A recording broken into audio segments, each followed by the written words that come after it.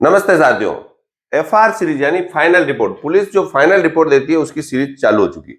इसके बारे में इस वीडियो में अपन समझेंगे, यानी कि टॉपिक अलग अलग टॉपिक समझेंगे। आज का जो मेन टॉपिक है उस पर तीन चीजों के बारे में अपन बात करेंगे। एक तो अपन बात करेंगे एफआर क्या होती है, फिर अपन बात करेंगे पुलिस एफआर कब पेश करती है, और एफआर की पीडीएफ भी देखेंगे। यानी आज का मेन रूप से टॉपिक ये होता है। इससे पहले अपन समझ लेंगे आखिर एफआर को किन नामों से जाना जाता है। इसको फाइनल रिपोर्ट भी बोलते हैं, अंतिम प्रतिवेदन बोलते हैं, प्रकरण को झूठा पुलिस मानती है ये भी बोलते हैं कहीं कहीं, और कहीं कहीं ये भी बोलते हैं कि पुलिस ने बोल दिया कि प्रकरण नहीं बनते हैं। तीन चार नामों से इसको जाना जाता है। अब जो अपन बात कर रहे हैं कि एफआर क्या होती है, यानी आज का वीडियो में जो तीन टॉपिक है उसमें एफआर क्या होती है इस पर समझ लेते हैं अपन। पुलिस अपने इन्वेस्टिगेशन में जब मामले को झूठा पाती है तब एफआर देती है, यानी फाइनल रिपोर्ट देती है। या कभी कभी मामला पुलिस ये कह देती है कि मामला तो है मगर सिविल नेचर का, इसलिए भी नहीं बनता है, और अभियुक्त को नहीं ढूंढ पाती है तो भी एफआर दी जाती है। इसको अपन अच्छे से समझेंगे।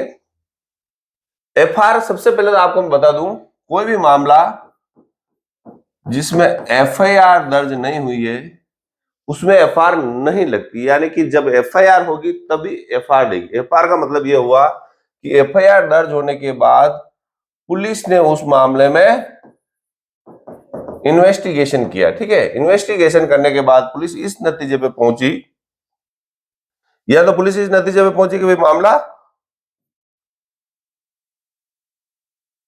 जो मामला है वो झूठा है, या ये इस मामले पहुंची कि जो मामला है वो सिविल नेचर का मामला है।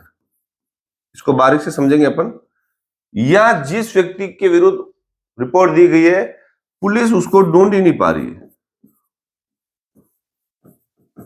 ढूंढ नहीं पा रहे तो भले अभियुक्त है फिर भी एफआर लगती है कि हाँ जी एफआर लगती है। कैसे? जैसे कि मान लो ए नाम का कोई व्यक्ति, उसने बी और सी के विरुद्ध ये रिपोर्ट दी, एफआईआर दर्ज करवाई कि मैं रास्ते पे जा रहा था, इन दोनों ने आके मेरे साथ मारपीट की और गले गलौज किया। इसकी एफआईआर दर्ज होगी थाने में। फिर पुलिस ने इन्वेस्टिगेशन किया तो पता चला कि ए के साथ कोई मारपीट नहीं हुई, यानी पुलिस का ये अपना खुद का पावर है कि वो अगर मान लेती है कि एफआर इन्वेस्टिगेशन मारपीट नहीं की तो एफआर दे सकती है। तो पुलिस ने मामले की जांच की, पुलिस को लगा कि बी और सी ने एफआर ए के साथ कभी मारपीट की नहीं है, मौके पर उसमें नहीं थे, तो एफआर मिलेगी, यानी पुलिस क्या करेगी, एफआर लगा देगी। एफआर कैसे लगती है इसको समझो। कोई भी एफआईआर दर्ज होती है, एफआईआर दर्ज होने के बाद मजिस्ट्रेट साहब को उसमें क्या प्रोग्रेस हो रही है इसकी सूचना देनी पड़ती है। या तो चालान के रूप में मजिस्ट्रेट के साहब के पास वो रिपोर्ट जाएगी, या फिर जाएगी वो फाइनल रिपोर्ट के साथ। यानी कि जो नए कानून है उसमें 193, पुराना था उसमें 173। ये तो भारतीय नागरिक सुरक्षा संहिता के तहत रिपोर्ट दी जाती है, और यह सीआरपीसी के तहत रिपोर्ट दी जाती है। तो जो रिपोर्ट पेश करनी होती है, ऐसा नहीं है कि एफआईआर पड़ी रहेगी। एफआईआर के बाद पुलिस ने क्या किया, पुलिस ने जो नतीजा पेश किया उसमें पुलिस ने मान लिया कि मामला नहीं बनता है तो पुलिस ने झूठा मामला दे दिया। फिर सिविल नेचर के मामले में एफआईआर कैसे देगी ये भी जान लेते हैं। सिविल नेचर के मामले में जैसे कोई जमीन का विवाद है और ए यूं कहता है कि बी मेरी जमीन में आया और मेरी जमीन पर जबरन कब्जा कर लिया और मेरे साथ गाली गलौज की, लड़ाई झगड़ा किया, और पुलिस ने फिर पता किया कि ये मामला तो सिविल नेचर का है, यानी ऐसी कोई लेन देन इनका जमीन का विवाद है। या ए यूं कहता है कि मैं बी के पैसे मांग रहा हूं और बी पैसा नहीं दे रहा, मेरे साथ धोखा किया, तो कोर्ट ये मान लेती है कि लेन देन का मामला सिविल नेचर का मामला है, तो भी फाइनल रिपोर्ट मजिस्ट्रेट सामने पेश की जाती है, किसी को अभियुक्त नहीं बनाया जाता। यह तीसरी बात है, ए की जो मोटरसाइकिल है, मान लो ए व्यक्ति है, उसकी कोई मोटरसाइकिल गुम गई। अब किसकी कौन लेके गया पता नहीं, इसने एफआईआर दर्ज करा दी, पुलिस ने अपना इन्वेस्टिगेशन किया, बहुत लंबे समय तक उन्होंने जांच की, फिर मुलजिम को पता ही नहीं चला, तो भी पुलिस एफआईआर दे देती कि साहब ने ढूंढा पता नहीं चला, जब भी मिलेगा तब हम आपके सामने पेश कर देंगे। यानी जब मुलजिम नहीं मिल रहा है तब भी एफआईआर लगेगी। समझ में आ गया? एफआईआर का मतलब होता है ये एफआईआर कटने के बाद मजिस्ट्रेट साहब को थाना अधिकारी द्वारा दी गई सूचना के तहत है, जिसमें वो मानती है कि कोई व्यक्ति मुलजिम, किसी व्यक्ति को अभियुक्त नहीं बनाया जा रहा है। ठीक है ना?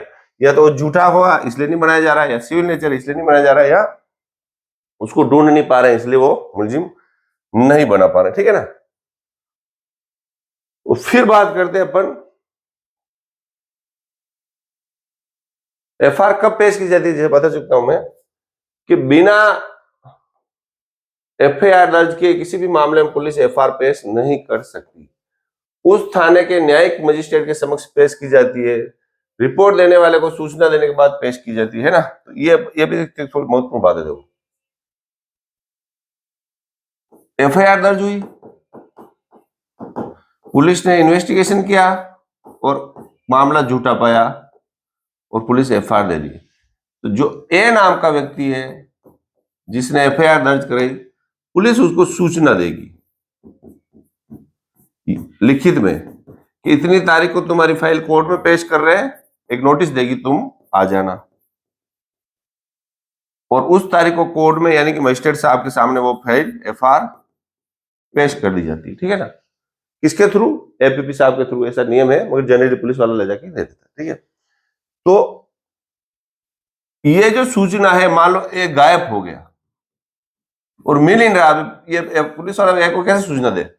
ऐसे मामले में भी मजिस्ट्रेट साहब के सामने पुलिस एक लेटर लगाती है कि साहब हमने ए को खूब ढूंढा, रिपोर्ट देने वाला, ये मिले ही नहीं, इसलिए हम आपके समक्ष एफआईआर पेश कर देते। तो फिर कोर्ट क्या करती है, अपने स्तर पर जो ए का पता है, जो उसने लिखा है एफआईआर में, वहां पर नोटिस निकालेगी और उसको सूचना देगी भी तुम्हारे विरुद्ध जो मामला है उसमें एफआईआर दे दी, तुम आगे कार्रवाई चाहते हो या नहीं चाहते हो, वो आ जाएगा। कई बार क्या होता है कि पुलिस बदमाशी करके एक को बोल देती है तो मिली ना एफआईआर पेश कर देंगे, फिर उसका मामला बंद हो जाए, फिर वो आएगी साहब मेरा मामला बंद कैसे हो गया, मुझे तो पुलिस ने सूचना दी नहीं दी, मुझे पुलिस ने धोखा में रखा। पुलिस को नोटिस देके उसके सिग्नेचर कराने होते हैं, अगर वो नहीं मिल रहा है तो फिर कोर्ट में पेश करके कोर्ट से नोटिस जारी होते हैं। समझ गए ना आप?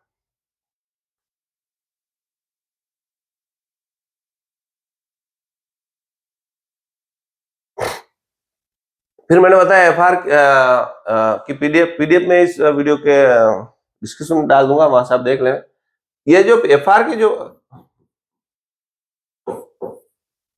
पीडीएफ है, जो फॉर्म है, वो चालान का और एफआईआर का 99% तक एक जैसा ही होता है ना। 1% में सिर्फ फर्क होता है, वो कहाँ होता है उधर। तो जो अपन ने पहले समझ चुके हैं कि एफआईआर को कैसे पढ़े, एफआईआर को कैसे देखे, वो का वही वीडियो, इसलिए ज्यादा समय खराब नहीं करके वही नाम पते सब आते हैं, धाराएं आती है, ये कौन से मामला अभियुक्त, कौन से अभियुक्त नाम, वो सारा। अंत में जो फर्क है वो बता देता हूं मैं आपको। जो छोटे अक्षर है आपको दिखेंगे नहीं शायद, तो मैं पीडीएफ जो डालूंगा उसको आप पढ़ ले और मैं पढ़ के आपको सुना ही देता हूँ। जो एफआईआर दी, वो सारे एफआईआर लिखने के बाद पुलिस ये लिखती है मामले को पूरा करने के बाद। देखो यहाँ पे लिखा है, मौके पर किसी सदस्य द्वारा कोई झगड़ा मारपीट नहीं की थी और नहीं मौके पर किसी प्रकार का निर्माण कार्य चल रहा है। प्रकरण झूठा मुकदमा दर्ज करवाया था। कुलिया अनुसंधान से संकलित साक्ष्यों से पाया गया कि प्रार्थी श्रीमती प्रेमी सुता व एक्यूज की ओर नाम आ गए कि सुधा के मध्य जमीन का हिस्से के कारण दबाव बनाकर झूठा मामला पेश किया गया है और कानूनी सलाहकार से झूठा मामला बनवाया गया है, कोई अपराध नहीं बनता है। ये लिखकर कहाँ पेश किया? ये सीओ साहब के सामने यानी डिप्टी साहब के सामने पेश करते हैं, वहां से फिर एपीपी साहब के सामने आता है और एपीपी साहब से फिर कोर्ट में आ जाती है। कोर्ट में जब फाइल आती है और जब किसी को एक्यूज नहीं बनाया गया तो उसमें प्रार्थी को क्या करना होता है, इस पर पूरा अलग से वीडियो बना, क्योंकि मैंने बोला था कि एफआईआर पे कम से कम 15-20 प्लस वीडियो बनाएंगे, तो आप एक एक चीज को समझेंगे कि पुलिस अगर एफआईआर दे रही है तो आपको कैसे उसको चालान में परिवर्तन करना है, कोर्ट से कैसे खुलवाना है, यानी इससे पहले जो वीडियो बनाया उसमें सारा मैं बात समझा चुका हूं। तो आज का जो मेन उद्देश्य है, आपको क्या क्या समझ में आया कि एफआईआर को किन किन नामों से जाना जाता है। देखो ऐसा नहीं है कि आपके यहाँ सिर्फ एफआईआर को एफआईआर नाम से जाना जाता है, फाइनल रिपोर्ट से जाना जाता है, ऐसा नहीं है। आप जब, चूंकि मैं भारत में लगभग हर कोने में कोर्ट में गया हूं तो मुझे पता है कहाँ पर क्या बोलते हैं, तो आपको पता होना चाहिए। कहीं आप गए वहां बोला अंतिम प्रतिवेदन पेश करें और आपको पता ही नहीं चला कि क्या है, तो फिर आपकी हंसी होगी।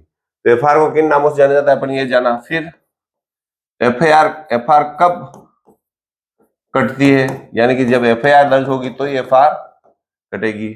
तीसरा, एफआईआर किन आधारों पर लगती है। जो तीन आधार मैंने बताया, उन तीनों आधार पर या तो झूठा है या सिविल नेचर का है या अभियुक्त नहीं मिल रहा है तो एफआईआर लग जाएगी।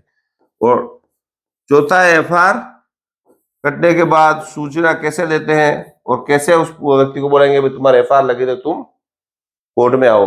यानी ये मुख्य मुख्य 3-4 बातें इस वीडियो में अपन सीखे।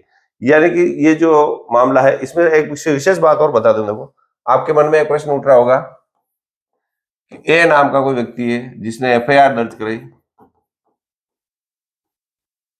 बी और सी के विरुद्ध कि साहब इन दोनों ने मेरे मारपीट की। पुलिस ने अपनी जांच में बी को अभियुक्त माना, तो क्या बी के विरुद्ध चालान ए को अभियुक्त नहीं माना, सी को अभियुक्त नहीं माना, तो सी के विरुद्ध एफआईआर होगी। तो इसको नहीं माना तो इसके विरुद्ध एफआईआर जाएगी क्या? इसको माना जाएगी। तो उत्तर है इसके विरुद्ध एफआईआर नहीं जाएगी। यानी कि एक जो मामला होता है आप मोटा मोटा समझ लो, एक एफआईआर में या तो चालान या एफआईआर जाएगी। ऐसा नहीं कि एक विरुद्ध व्यक्ति के विरुद्ध चालान है एक के विरुद्ध एफआईआर, जैसा नहीं। तो फिर सी के विरुद्ध क्या होगा? सी का मान लो नाम काट दिया पुलिस ने अपने इन्वेस्टिगेशन में कि साहब इसकी अभियुक्त नहीं पाएगा, तो जब आप कोर्ट में जब आरोप कॉग्निजेंस लेंगे उसमें आप विरोध करें या आरोप के समय भी इनको पार्टी बनाया जाए, ऐसा आप विरोध कर सकते हो। तो आरोप इन पर भी आरोप लगाया जाए। तो यानी कि एक बार ही एक एफआईआर में या तो चालान या एफआईआर एक ही होगी, ऐसा नहीं कि अलग अलग एक्यूज के विरुद्ध अलग अलग हो। ये भी आपको ध्यान में रखना है। तो सीरीज को अपन स्पीड से चलाएंगे। मेरी आप सबसे निवेदन है कि आप जो मैं पीडीएफ में डॉक्यूमेंट भेजता हूँ उसकी आप प्रिंट निकलवा लें और गहनता से अध्ययन करें, संबंधित कानून को भी पढ़ें। कानून को पढ़ने के बाद जो एफआईआर की परफॉर्मा उसको ध्यान से पढ़ें, जो मैंने बताया उनको भी ध्यान से, तो आपको वकालत जल्दी सीख जाओगे। फिर भी आपका कोई क्वेश्चन है जब लाइव में आए तब अवश्य आप मैसेज करके मुझसे पूछ सकते हो। तो मैं उदयपुर से एडवोकेट मुकेश कुमार गोपाल। वीडियो पसंद आए लाइक करें, चैनल को सब्सक्राइब करें। Thank you.